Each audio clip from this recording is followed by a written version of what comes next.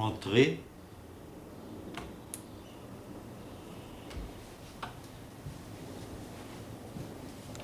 C'est Laure, la voisine du dessous, amie d'Antoine, qui vient vous saluer.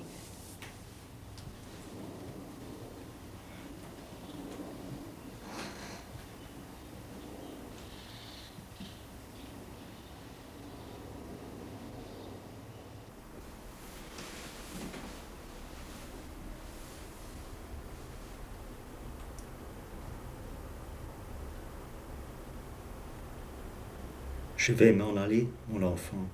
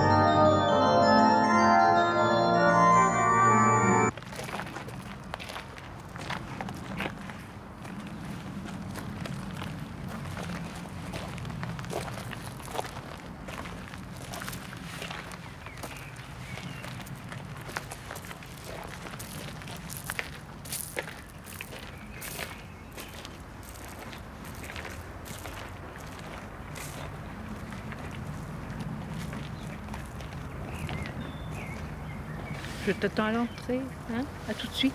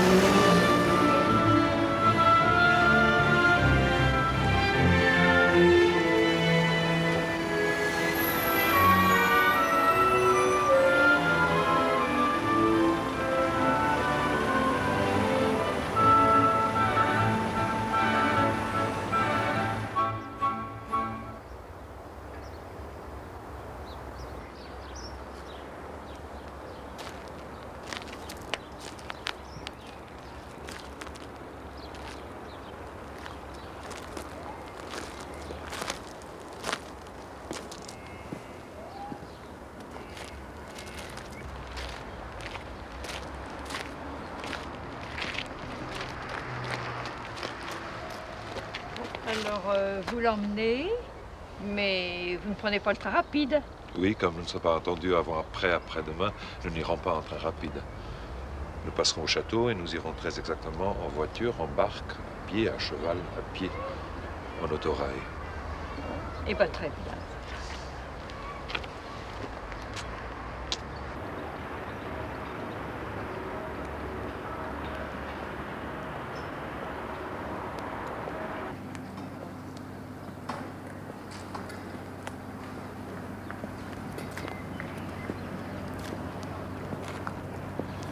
Veuillez m'excuser un instant, je reviens.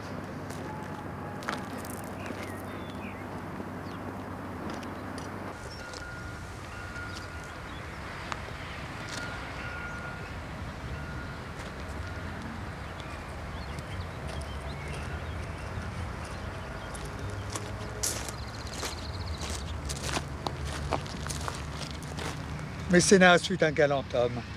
Il a dit quelque part qu'on me rende impotent. Cul de jade, goûteux, manchot, pourvu qu'on somme. Je vive, c'est assez. Je suis plus que content. Ne viens jamais, ô mort, on t'en dit tout autant.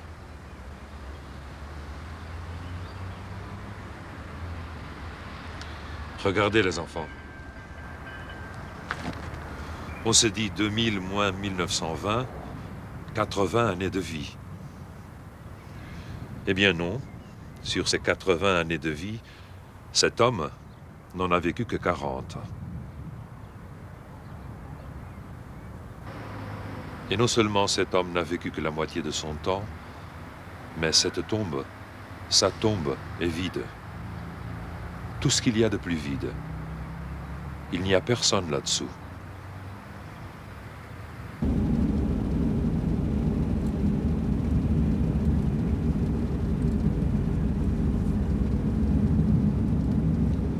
Cet homme, qui vivait à Montmartre et s'appelait Antoine, comme toi, Antoine, cet homme n'existait qu'un jour sur deux. Pendant 24 heures, de minuit à minuit, il vivait comme nous le faisons tous. Et pendant les 24 heures suivantes, son corps et son âme retournaient au néant.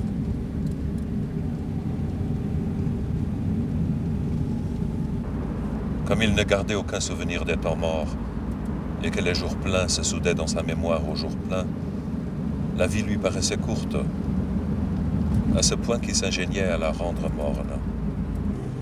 N'exister qu'un jour sur deux est une chose qui révolte, le bon sens. Antoine lui-même en était choqué, et croyait dangereux de mettre le monde en demeure d'accepter une réalité aussi absurde.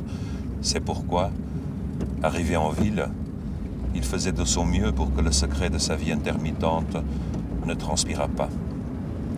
Et pendant 10 années qui lui parurent comme 5, il y réussit parfaitement.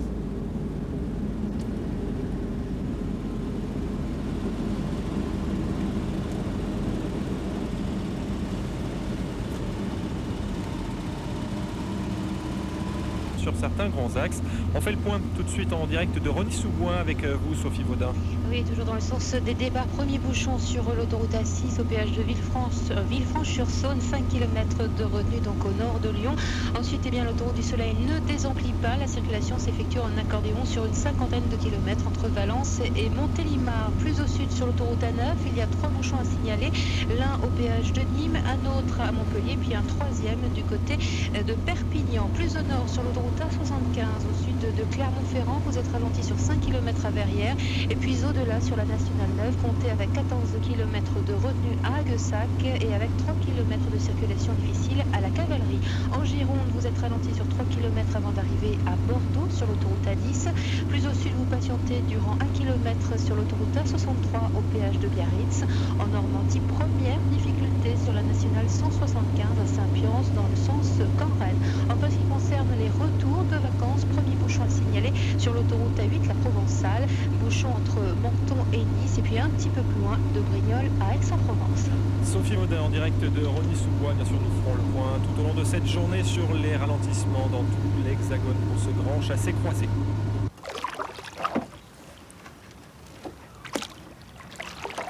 Antoine n'était pas obligé de gagner sa vie. Son oncle Alfred, que tu as vu au cimetière, lui ayant établi une rente qui lui permettait de subvenir aux besoins de sa demi-existence. Dans sa situation, c'était une chance singulière, car il y a bien peu d'emplois qui laissent la faculté de ne travailler qu'un jour sur deux. Et peut-être même qu'il n'y en a pas.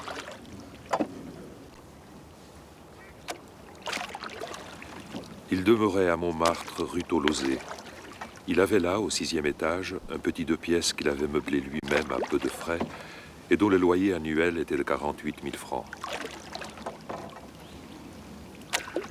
C'était un locataire silencieux qui ne recevait jamais personne et évitait les conversations dans l'escalier. Les voisins n'eurent jamais à se plaindre de lui et sa concierge l'estimait parce qu'il était assez bien fait de sa personne.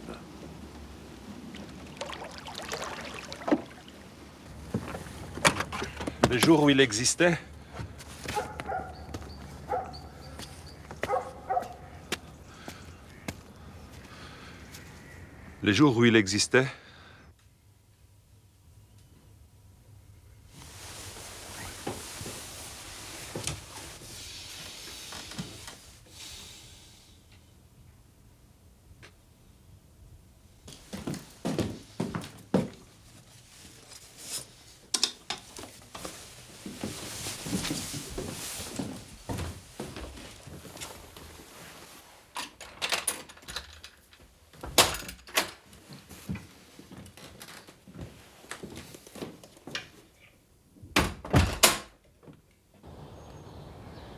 il lui semblait qu'il se fût endormi, non pas l'avant-veille, mais la veille. Et son cœur se serrait à la pensée de cette journée pendant laquelle il n'avait pas vécu.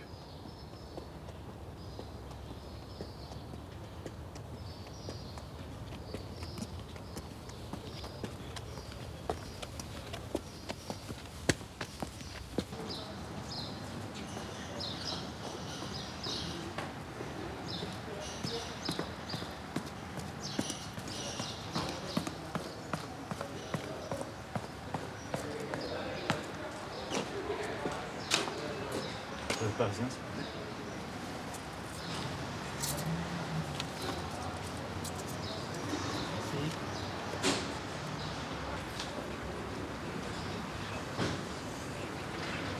En prêtant l'oreille aux propos des passants, il se demandait ce que le monde avait bien pu faire sans lui.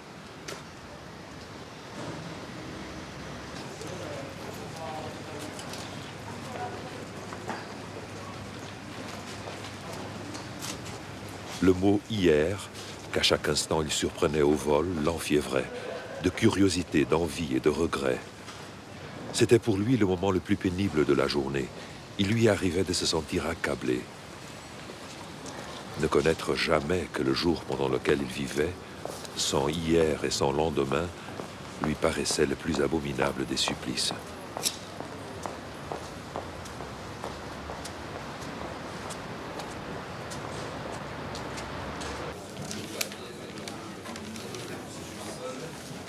Antoine essayait d'écarteler ses derniers souvenirs de l'avant-veille pour faire une place aux événements que rapportait son journal.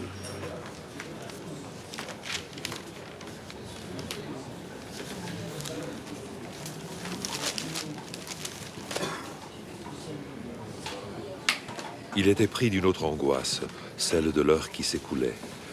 À lire les nouvelles d'hier, le temps passait avec une rapidité effrayante.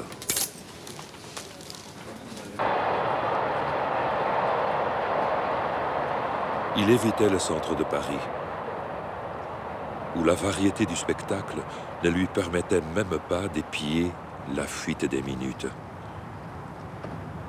L'une de ses promenades favorites partait du nord du quartier de la Chapelle jusqu'au canal de l'Ourcq à Pantin. En suivant la rue Riquet, il débouchait sur des paysages de gazomètres, de voies ferrées, de gares de marchandises qui avaient dans leur désolation un déroulement d'infini.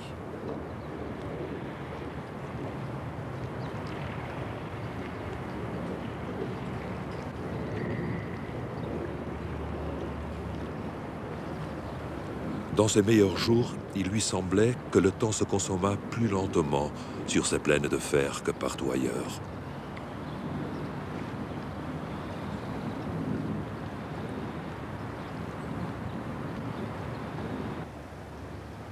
Tout à coup, il s'apercevait qu'une heure s'était ainsi écoulée sans qu'il y eût pris garde.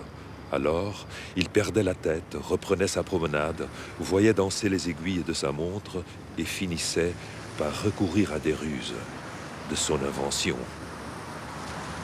Feignant par exemple qu'il eut à prendre le train.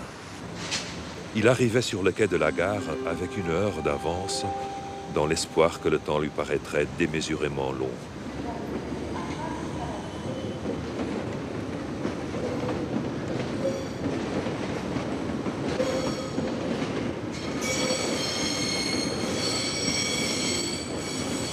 Mais la vertu de son stratagème s'était usée. Et les courses dans les tramways de banlieue aux heures de moindre trafic, fût-ce par un jour de pluie fine, ne le trompaient pas davantage. Les aiguilles tournaient sur le cadran d'un mouvement accéléré, et tous ses efforts à retenir le temps ne faisaient qu'en hâter la fuite. Il avait essayé de garder l'appartement une partie de la journée et, en fixant le mur, de tenir son esprit immobile.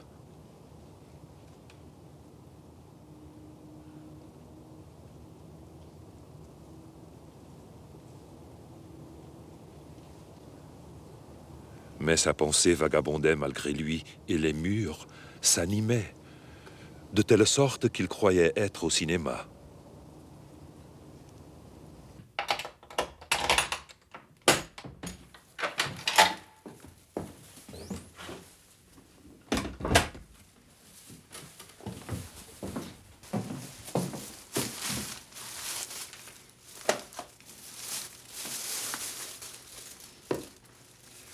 Les seuls moments d'optimisme que connut Antoine étaient à l'heure de midi. Après avoir acheté quelques provisions sur le marché de la rue des Abbesses, il montait chez lui préparer son repas.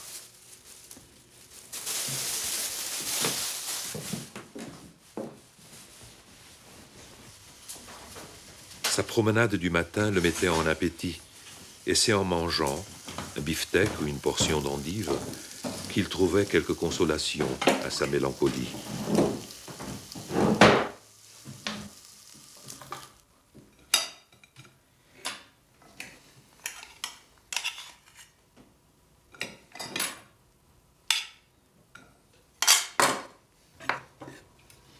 Un jour sur deux, pensait-il, ce n'est peut-être pas grand-chose, mais c'est quand même mieux que de ne pas exister du tout. C'est mieux que d'être mort ou de n'être pas né. Quand on pense à tous ceux qui auraient pu naître et que l'occasion n'a pas favorisé, à tous ceux qui n'ont même pas eu un jour pour goûter à la vie, ni la moitié d'un, ni le quart, on ne peut pas se plaindre. Mais la sagesse et les bonnes raisons ne le consolaient pas longtemps. Quand le contentement de son estomac ne la soutenait plus, elle devenait à peu près comme rien. Et les après-midi n'étaient pas moins cruels que les matinées.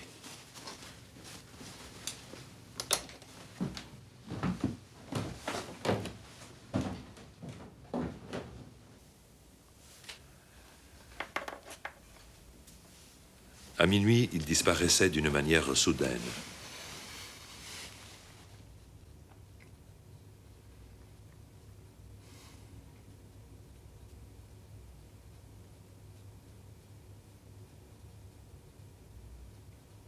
Pour réapparaître 24 heures plus tard, à la même place, et reprendre le fil de son rêve. Bien souvent, Antoine avait eu la curiosité d'attendre, tout éveillé, l'instant inimaginable où il ne serait plus.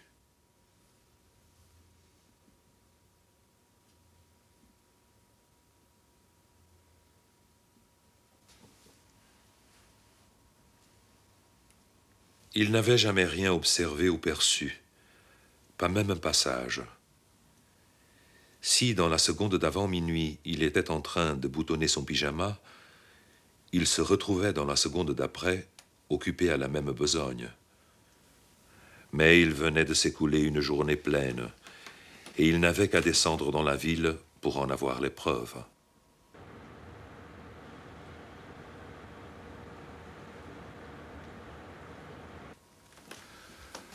Comme la sensation de ce temps mort lui était refusée, il avait pris le parti de s'endormir avant minuit, pour s'éviter l'angoisse d'une attente inutile.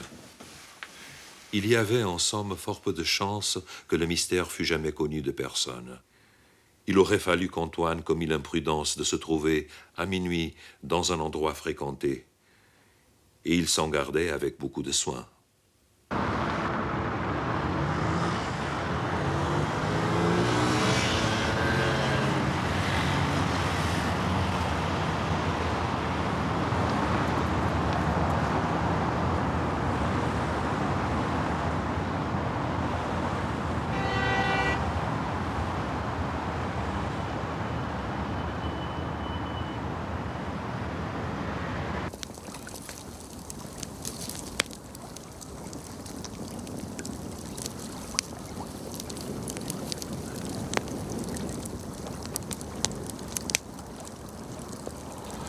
Tomber amoureux était l'une des choses qu'il redoutait le plus. Quand il apercevait une jolie femme, il prenait la précaution de baisser les yeux, dans la crainte qu'une aventure n'eût des suites fâcheuses. Comment s'accommoderait-elle d'un homme tel que moi, pensait-il? Ce n'est sûrement pas agréable pour une femme d'être veuve un jour sur deux. Et puis, de quoi aurais-je l'air les jours où je n'existerai pas?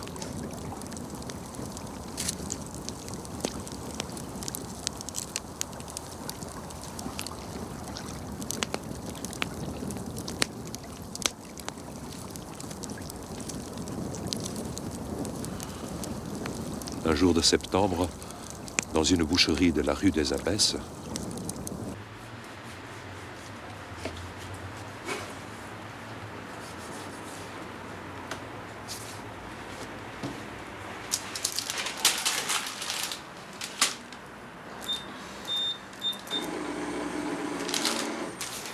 « 25 francs. Ce sera tout, monsieur? Oui, ce sera tout.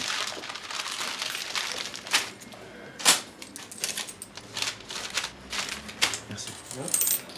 Mademoiselle. Une petite tranche entre 20 et 25 francs, s'il vous plaît.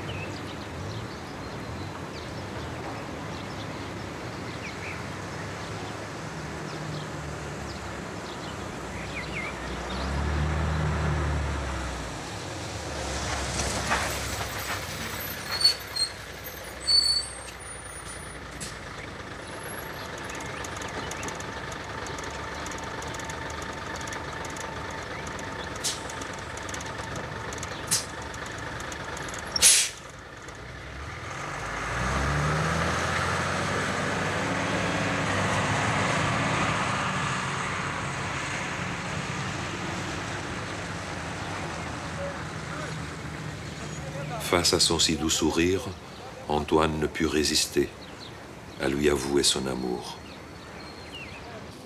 Moi aussi, je vous aime, depuis le jour de l'entrecôte. Je m'appelle Clémentine. J'habite ici, 100 rue Le Pic. Je m'appelle Antoine et j'habite rue Tolosé. Je suis bien content. Sur le point de la quitter rue Le Pic, il pensa ne pouvoir moins faire que de lui demander un rendez-vous. Si vous voulez, je suis libre demain, toute la journée. Impossible. Demain, je ne suis pas là. Mais après-demain?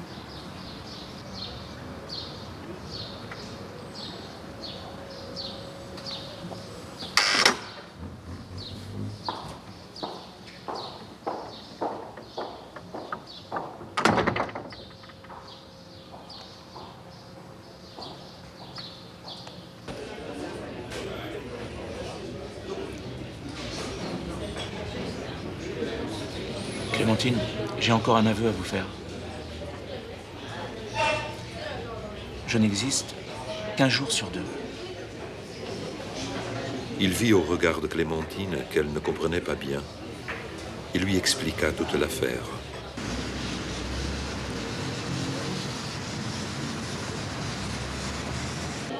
Voilà. J'ai préféré vous mettre au courant. Évidemment, un jour sur 2, ce n'est pas beaucoup. Mais si, c'est déjà pas mal. Bien sûr, il vaudrait mieux être ensemble tout le temps, surtout les premiers jours. Mais la vie est comme ça. On ne fait pas ce qu'on veut. Et le surlendemain, Clémentine quittait sa chambre de la rue Le Pic pour s'installer rue Tolosé.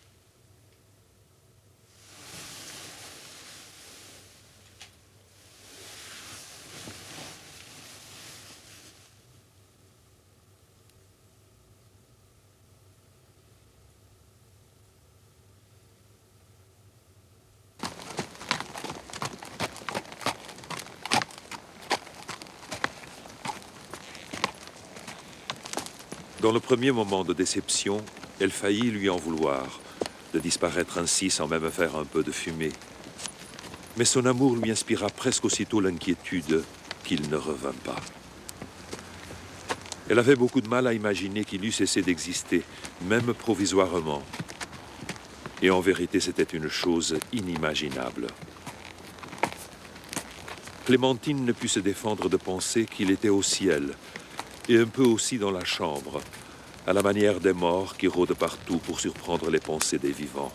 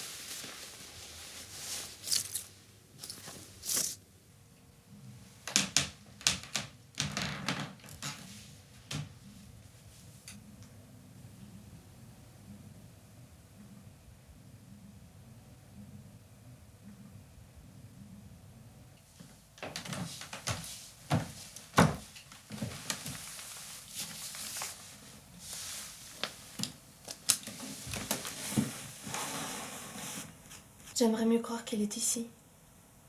Comment croire qu'il reviendra si vraiment il n'est plus rien?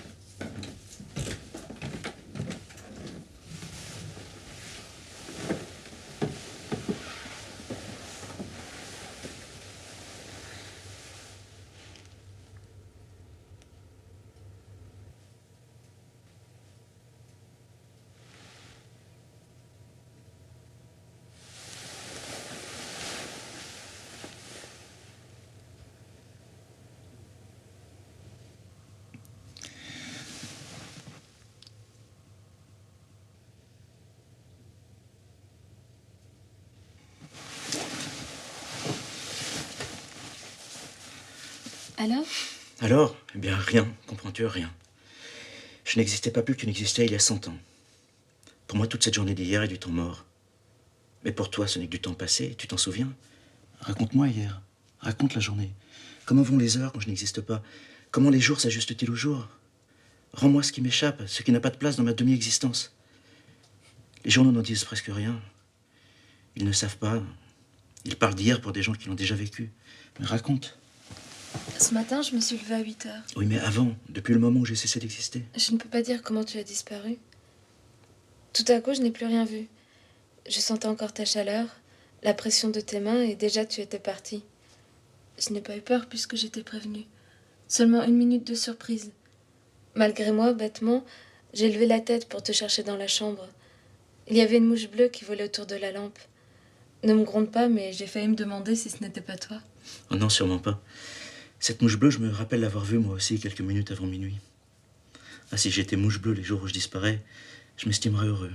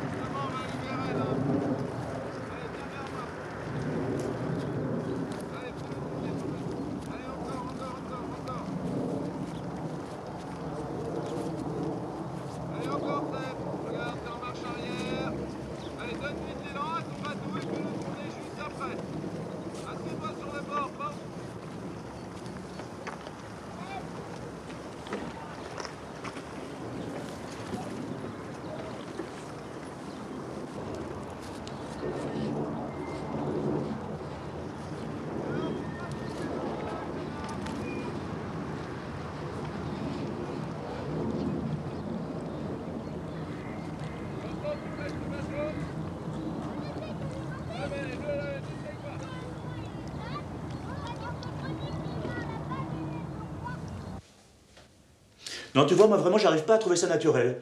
Lundi, mardi, mercredi, jeudi, vendredi, samedi, dimanche. J'ai tellement l'habitude que ce soit lundi, mercredi, vendredi, dimanche, mardi, jeudi, samedi. Ça, c'est naturel.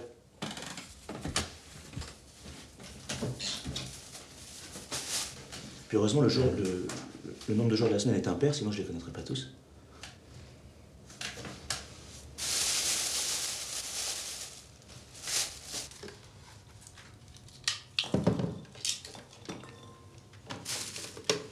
Clément Rosset, Ariane Bouissou. Quelques mots sur la couleur du ciel. Au sud, les intempéries marquent une pause, tandis qu'au nord, les nuages gagnent du terrain. De l'Aquitaine au pourtour du golfe du Lion, de belles éclaircies sont prévues. De la Bretagne jusqu'au Massif central, Rhône-Alpes, Côte d'Azur et Corse, les pluies modérées ce matin et de belles éclaircies cet après-midi. Ce temps maussade va grignoter les éclaircies sur la région parisienne et la Normandie. Les températures n'iront pas au-delà de 12 degrés au nord et 17 au sud. Le temps est maussade à Tokyo.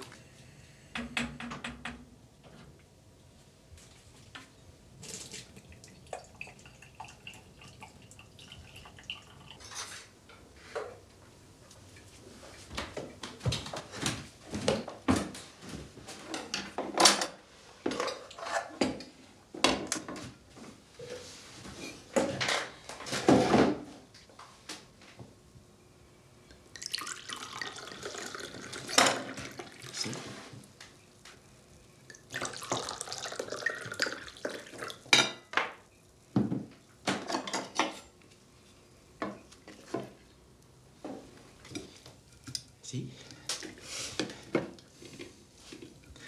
En un mois, tu as 30 jours de bonheur. Moi, j'en ai 15. Nous arrivons ensemble au bout du mois, c'est l'essentiel. Merci.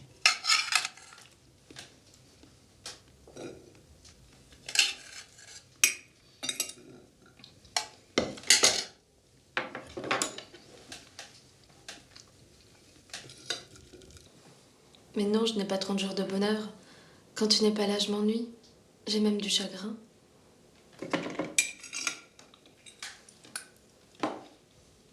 La vérité est qu'elle supportait facilement les jours de solitude. Elle reprenait haleine, goûtait les plaisirs du recueillement et de la fidélité. Son amour avait un parfum de sagesse et d'amitié qui tendait à modérer la ferveur d'Antoine. Après 2 ans d'union, il en résulta un désaccord qui resta longtemps secret, au moins pour lui, car Clémentine avait assez de loisirs pour méditer sur l'étrangeté de leur situation.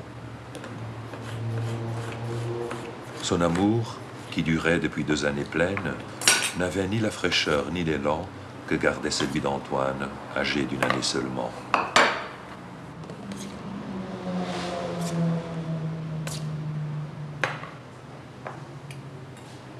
Par ailleurs, messieurs, bon appétit. Par ailleurs, les jours de veuvage favorisaient les réflexions, les jugements, les examens de conscience, bien faits pour tempérer une passion. Antoine avait parfois le sentiment fugitif de ce décalage, mais le temps lui manquait pour l'approfondir.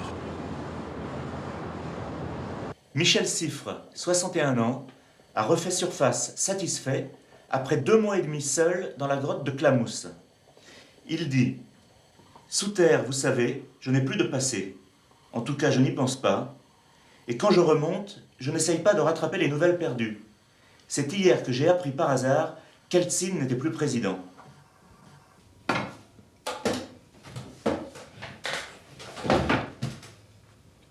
Faudrait que tu le rencontres.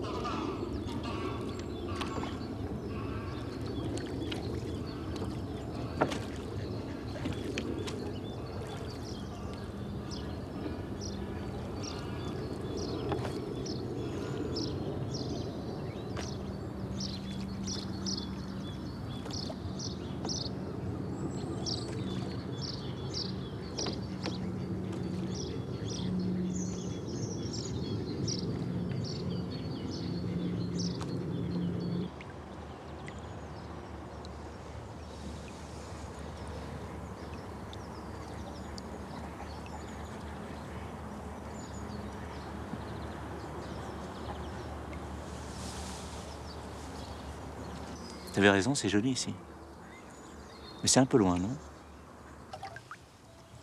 Oui, j'adore venir ici. Il ne faudra pas qu'on tarde trop, j'ai aucune envie de disparaître par ici.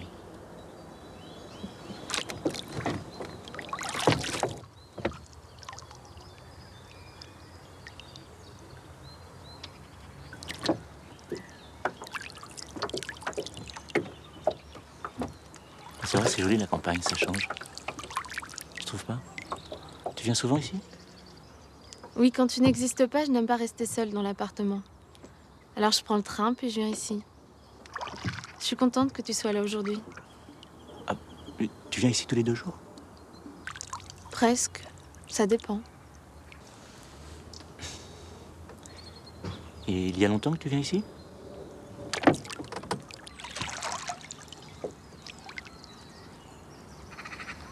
Ça fait 2 ans, depuis qu'on se connaît. Pour toi, 1 an. Mais qu'est-ce que tu fais quand tu viens ici d'habitude? Rien, je me promène. C'est désert, non? Aujourd'hui un peu, mais d'habitude il y a plus de monde. C'est agréable.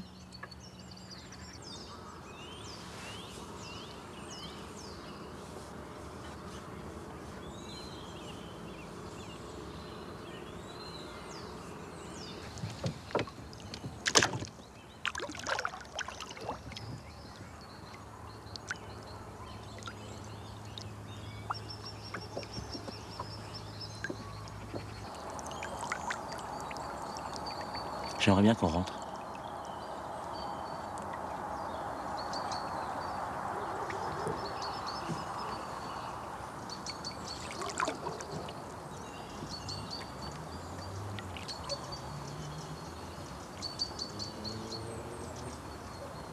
Et alors ce Fray Luis de León, après 5 années de prison, a retrouvé ses élèves et il s'est adressé à eux très naturellement en leur disant « Nous disions hier, tu vois, tout à fait comme si ces 5 années n'avaient compté pour rien. »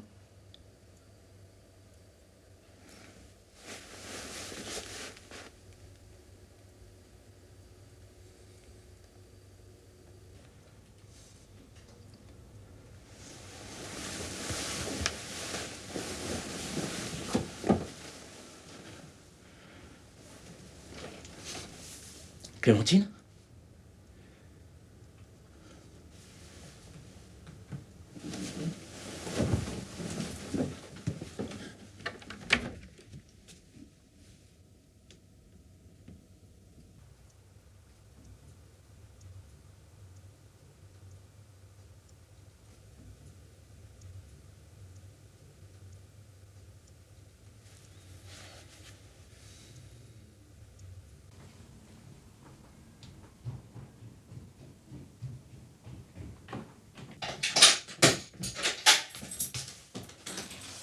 Mon chéri, je te demande pardon, mais je suis allée au cinéma et la séance a fini plus tard que je l'aurais pensé.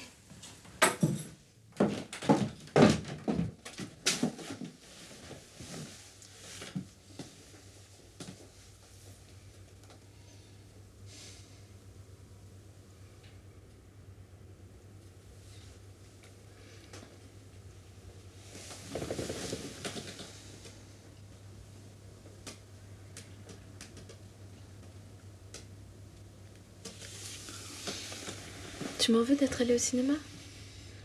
Je t'assure que si j'avais su rentrer aussi tard... Mais non. Pourquoi t'en voudrais-je? Tu as bien le droit d'aller au cinéma, j'imagine. Et même partout où il te plaît. Ce que tu fais pendant que je n'existe pas ne regarde que toi, je n'ai rien à y voir. En admettant que je sois au courant de tous tes faits et gestes, est-ce que je peux me permettre d'en juger sans avoir vécu moi-même ces journées-là? Tu es libre d'agir à ta guise, ta vie t'appartient. Et ce n'est pas parce qu'elle se trouve de temps en temps coïncider avec la mienne. Pourquoi dis-tu de temps en temps? Nos vies coïncident 1 jour sur 2. Oh, je sais bien, ce n'est pas de ta faute. Tu fais ce que tu peux.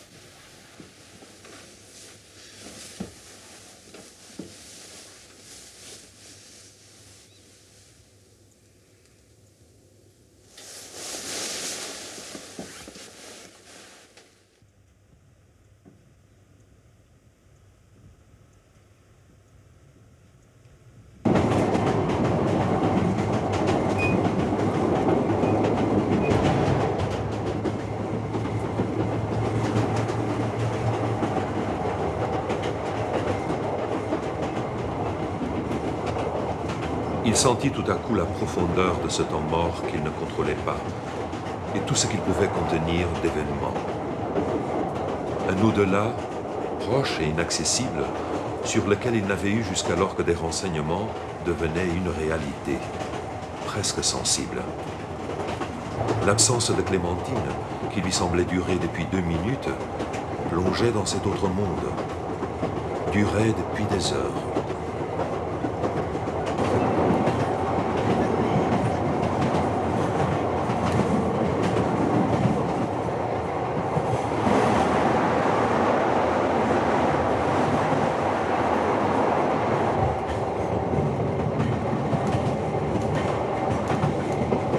Il y avait dans les attitudes de sa bien-aimée, dans sa physionomie, quelque chose d'inhabituel et de lointain.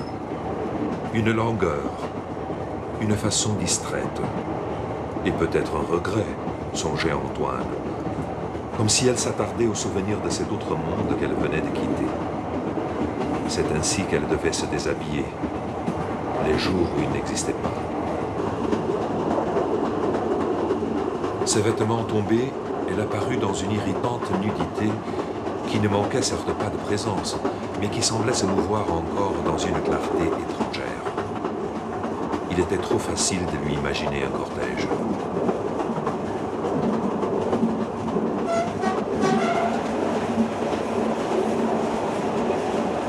Antoine ne dormit guère cette nuit-là. Il écoutait la respiration paisible de Clémentine, en songeant aux fantômes de la journée qui hantaient le sommeil de sa compagne.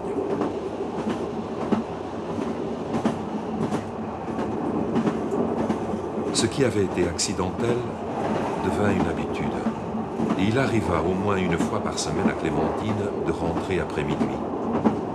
Ces retards exaspéraient Antoine, mais ne lui fournissaient que de maigres prétextes à se mettre en colère. Un jour, par hasard, je rencontrai Clémentine au bord de la Seine, où nous prenions l'habitude de nous retrouver.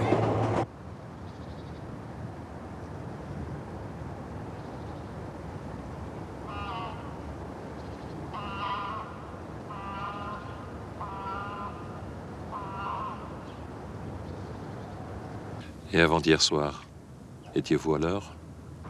Mes retards exaspèrent Antoine, mais ne lui fournissent que de maigres prétextes à se mettre en colère. Chaque minute de retard lui semble une intrusion des heures mortes dans son existence déjà réduite. Il est devenu taciturne et l'est demeuré, jusqu'au jour où il s'est avisé d'être jaloux.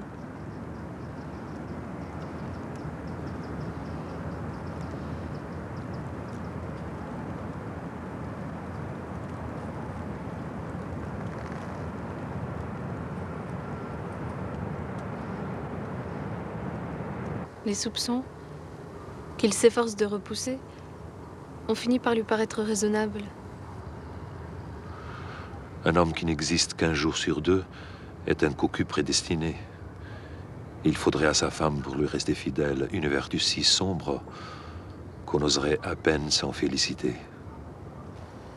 Cela n'empêche pas Antoine de m'accabler de questions, qui sont autant de reproches. Je proteste en lui disant « Allons, allons, voilà que tu te fais des idées ». Ma sérénité met Antoine hors de lui. Il grince des dents, ricane, sanglote, m'étreint passionnément et recommence à me poser les mêmes questions. Je trouve qu'il est devenu bien insupportable. Mais je patiente, en me disant que j'ai la paix au moins un jour sur 2 et que mon sort est encore enviable.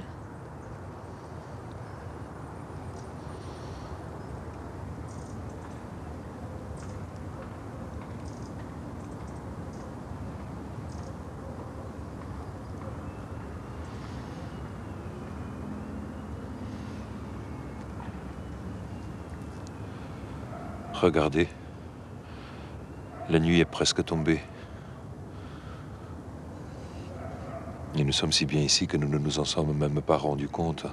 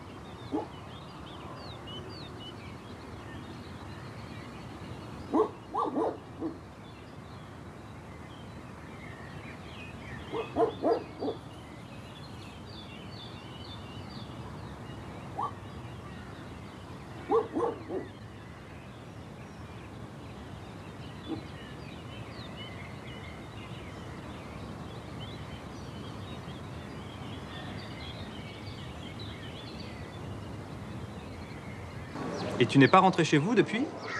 Non. Ça fait une semaine que je ne l'ai pas vu. Une semaine? Mais pour lui, ça ne fait que 3 jours. Bon. 3 jours, ça va encore. Et aujourd'hui, il existe? Aujourd'hui? Non. Tu sais, je pense à quelque chose pour vous aider tous les deux. Tu es sûr qu'il n'existe pas aujourd'hui? S'il n'existe pas, il ne se rendra compte de rien si jamais il n'existe plus. Et pour qu'il n'existe plus, il n'y a qu'à occuper sa place avant qu'il ne réapparaisse. Mais c'est terrible ce que tu dis. Tu veux le supprimer? On ne peut pas supprimer quelqu'un qui n'existe pas. Au contraire, ce sont ses soucis que je supprime. Il est 4 heures, on n'a que 8 heures devant nous.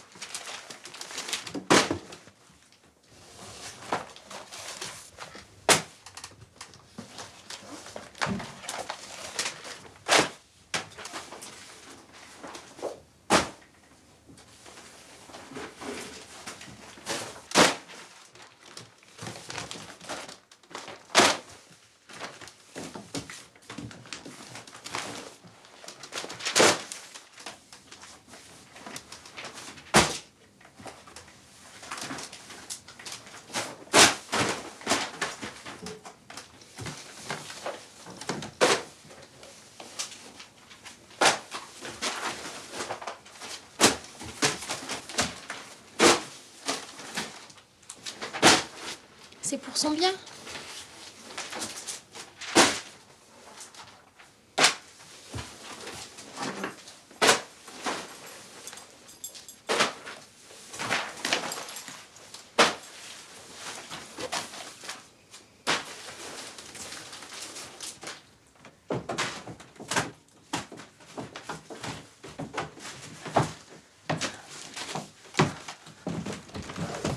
Tiens, aide-moi. Il faut compacter au maximum.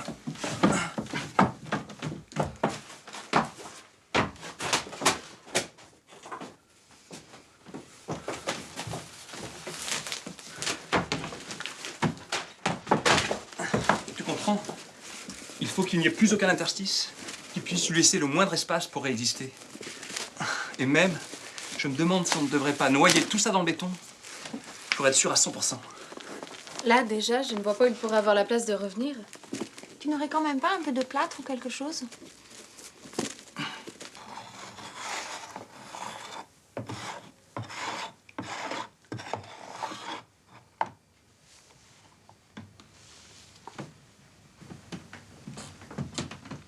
Voilà, Clémentine. Ce sera bientôt fini. Avec ça, on peut être certain qu'il ne reviendra plus.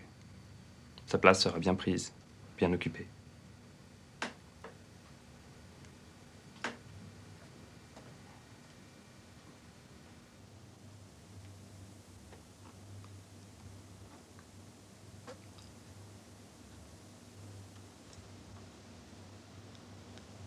Tu es sûr qu'il est plus de minuit? Il est même déjà plus d'1 heure.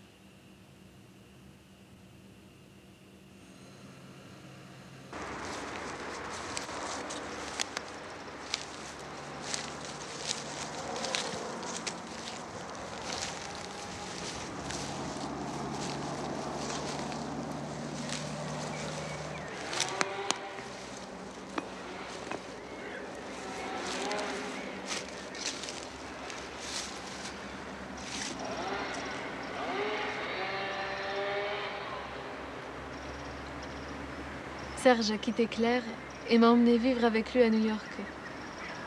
Au bout d'1 an, ça a mal tourné. Je suis rentrée la semaine dernière.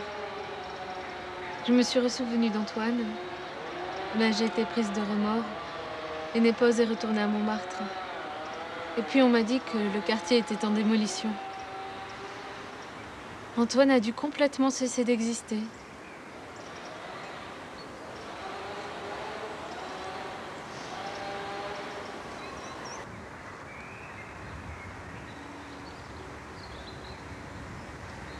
Je me rappelle maintenant ce qu'il a dit une fois en voiture, quand pour la première et dernière fois, nous sommes partis en vacances. Il ne voulait pas partir. Il a toujours eu peur de voyager. Cela créait forcément pour lui un tas de complications. Et il avait toujours peur de disparaître dans un endroit qu'il ne connaissait pas. Surtout s'il risquait d'être vu par quelqu'un. Oui, il avait raison. C'est d'ailleurs... Pourtant, il s'était fait l'idée qu'il fallait bien aussi partir en vacances, voir du pays. Je crois qu'il avait peur que je décide de partir sans lui. Et peut-être qu'il m'arrive quelque chose, un jour où il n'existerait pas. Alors une fois, nous sommes partis en vacances.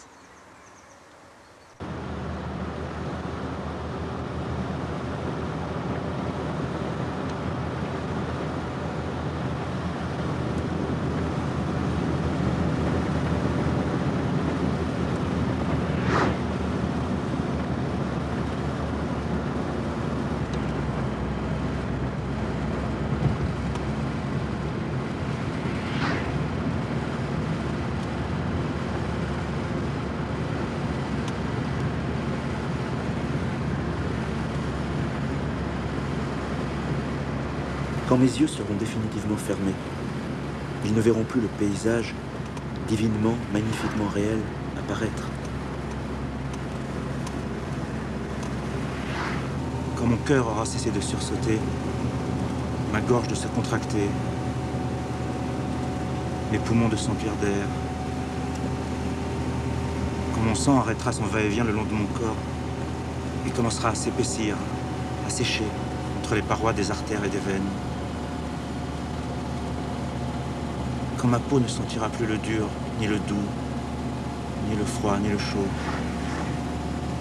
mais se fera fine et craquante, comme le papier d'une cigarette, pour laisser glisser les entrailles mortes.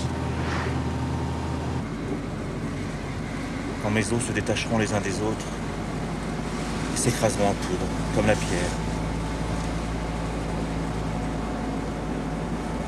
Quand l'eau, le feu, les grains de sable, les oxydes, les racines des arbustes auront tout épuisé, tout rongé, tout écrasé sous leur poids. Quand les générations des autres hommes, les guerres, les civilisations auront ainsi passé à la surface, respiré le même air que moi, buvant la même eau et nourri des parcelles de mon corps, est-ce qu'il y aura encore quelque chose de ténu, de palpitant, d'infime? Même plus une douleur ni une joie, mais un fantôme, un souvenir confus, lointain, qui me donnera une âme?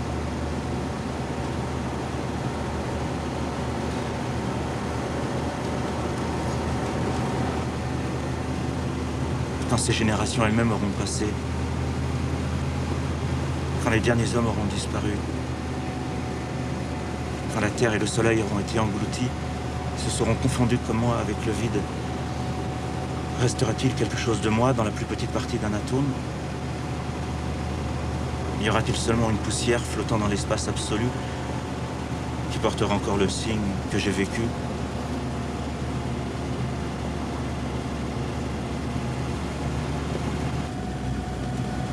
Et que j'ai pensé à ces choses éternelles.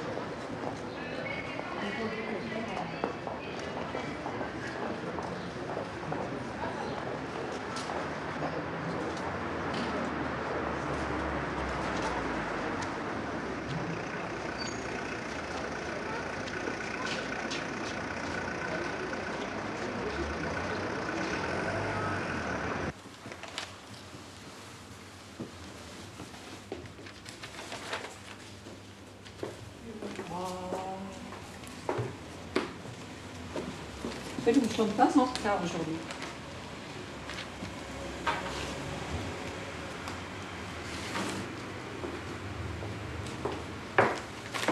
Il y a encore la cave à thym.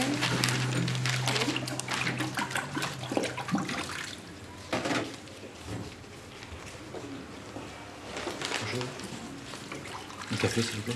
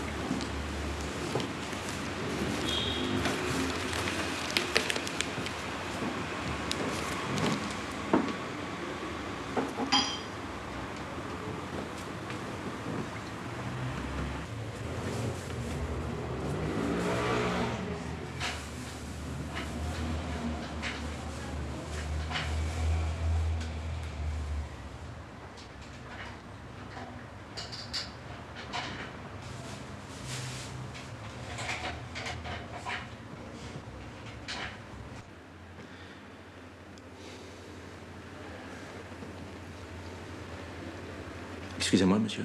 Oui, monsieur. L'été 2000, il est passé. Ben effectivement, nous sommes au printemps 2001.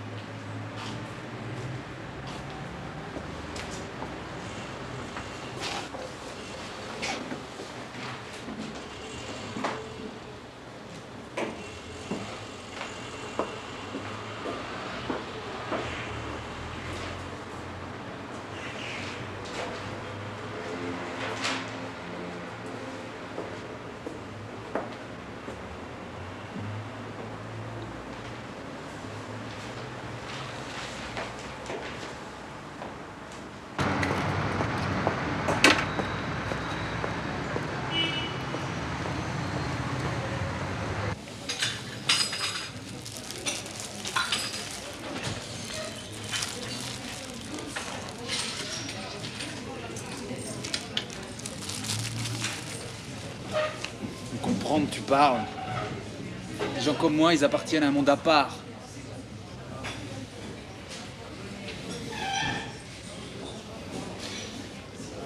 Toute une moitié de ma vie qui t'échappe, tu pourras jamais connaître.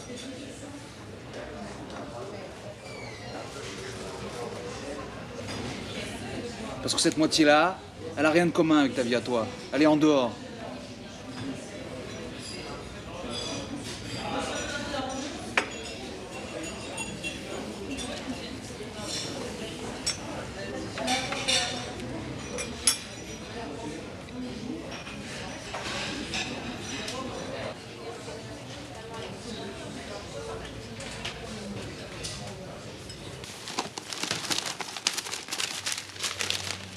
Dis-moi ce qu'il dit sur Jacques Hammer. Jacques Hammer. En tête dès le départ, celle-ci parut devoir fournir la lauréate alors. Mais Jesolo de Loup, toujours vu dans son sillage, vint la dominer en mi-ligne droite, paraissant un instant devoir l'emporter alors. C'était compté sans Jacques Hammer, qui termina plus fort que lui, l'emportant en 1,14,8, un bon chrono sur cette piste d'un peu moins de 1000 mètres. Oui, mais aujourd'hui, il pleut et ça va être lourd. Je vois Free Wizard de la 7e. Et j'ai touché Midi Mouse gagnant de la 7e aujourd'hui, à 11 contre 1. Et tout le monde a joué sur le mage. Bien vu, j'en sais quelque chose. Je te conseille de jeter un coup d'œil sur les derniers exploits d'Artas dans la 3e. Son propriétaire est le patron d'une pizzeria proche de la Place Blanche où nous allons dîner de temps en temps, Anne-Catherine et moi. Je le joue toujours. Vous êtes joueur? Oh non. Non, je n'ai pas le temps. Je n'existe pas assez. Je n'existe presque pas. Je vais prendre un demi, s'il vous plaît.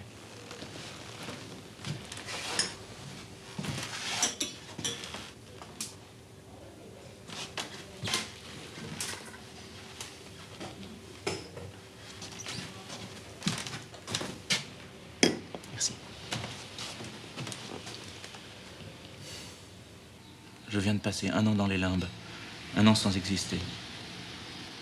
D'habitude, je n'existe déjà qu'1 jour sur 2. J'en étais arrivé à trouver cela pas si mal. Mais un an, sans compter ce que je viens d'entendre il y a 1 heure, ce n'est pas assez que le commun des mortels vive tous les jours du calendrier. Il faut encore que certains privilégiés aient une existence supplémentaire. Je plains cette fille dont l'amant a une vie si nombreuse qu'elle lui échappe pour la moitié. Je me lamentais de n'exister qu'1 jour sur 2, et en réalité, quand je ne disparais pas pendant 1 an, je n'existe qu'1 jour sur 4, peut-être moins. Il doit y avoir des catégories d'individus plus favorisés encore que l'homme du Vepler. Je me demande pourquoi je n'y ai pas pensé plus tôt. Pendant que je vivais 1 jour, Clémentine en vivait 2, le type du Vepler 4, tel autre 8, et ainsi de suite. J'en arrive à conclure que j'existe 1 jour sur 1000. J'existe si peu que ce n'est pas la peine.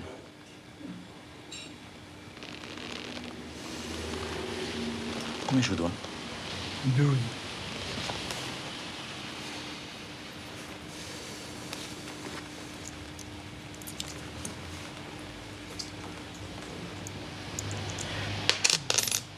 Il m'en manque une partie, si vous permettez, le temps d'aller chez mon vieil oncle Alfred et je vous rapporte le complément. Bon. Merci.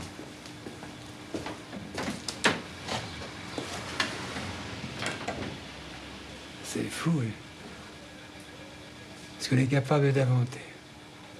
À mon avis, celui-là, il a Saturne dans son carré de Pluton. Hein. Ah, le pauvre.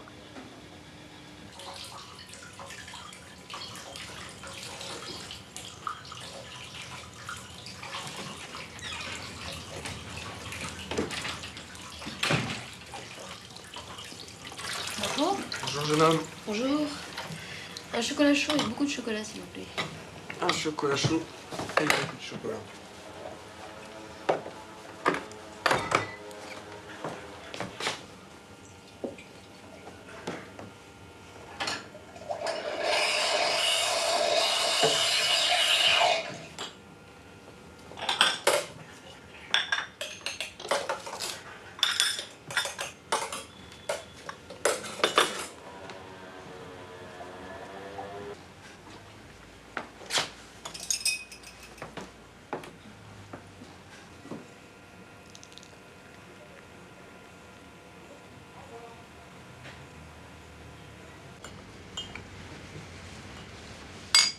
Ouais, je te dis. Il a dû partir en moins d'1/4 de seconde. Il était là. Je venais de lui débarrasser son dessert et de lui apporter un café, il me demande l'addition. Je viens la chercher à la caisse, je me retourne, disparu. Et personne ne l'a vu partir. Il est passé de là à là sans que personne ne le voie. Tu me diras, il a oublié sa veste. S'il revient la chercher, je peux te dire, faut pas le louper. C'est pour ça que je t'en parle. Si jamais je suis pas là, je t'ai laissé la note ici. D'accord. Donc, plus que ça soit moi qui y passe encore. Mais franchement, rapide le mec. Hein. Moi, je dis bravo. Dites-moi, c'est possible de réserver cette table pour ce soir? On sera 2 vers 23h. Vers 23h? Ouais. C'est bon.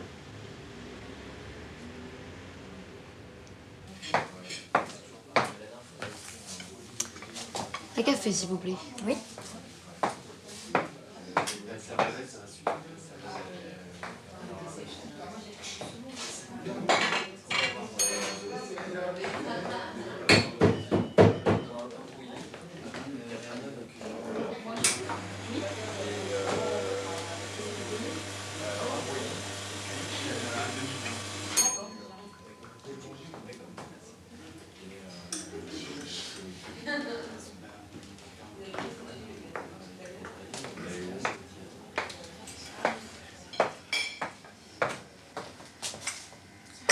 Merci.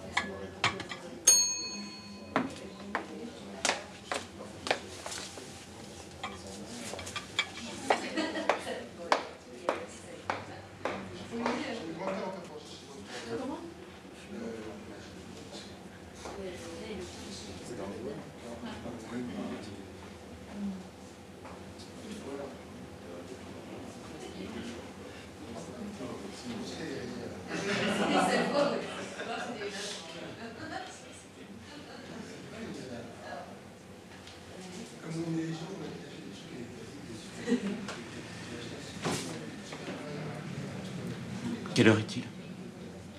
Minuit.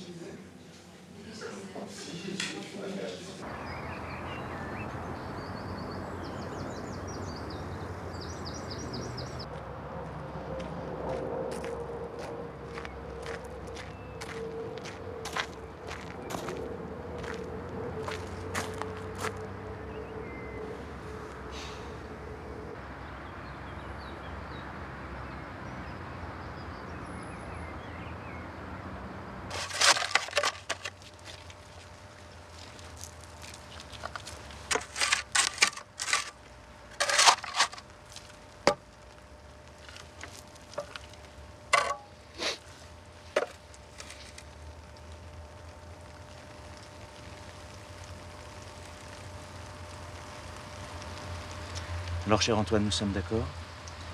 Sans elle, ma micro-existence est impossible. Si elle le souhaite, qu'elle vienne me déterrer. Sinon, je n'ai qu'un seul regret. Ne plus savoir ce qui va se passer. Abandonner le monde en plein mouvement, comme au milieu d'un feuilleton, non. Je souhaite revenir du néant tous les 10 ans, pas plus. Tu n'auras qu'à être là et faire comme on a dit. Venir un soir, enlever la terre qui empêche ma réapparition, et veiller jusqu'à minuit, jusqu'à ce que je me remette à exister. Allez.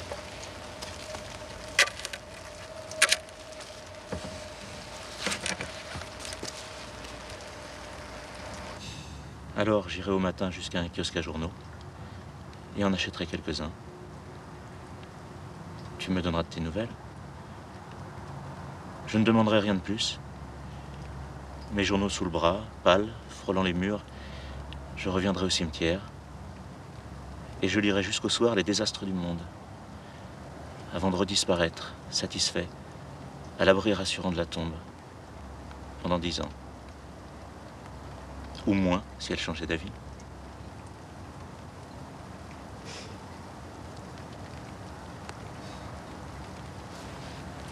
C'est pour bientôt.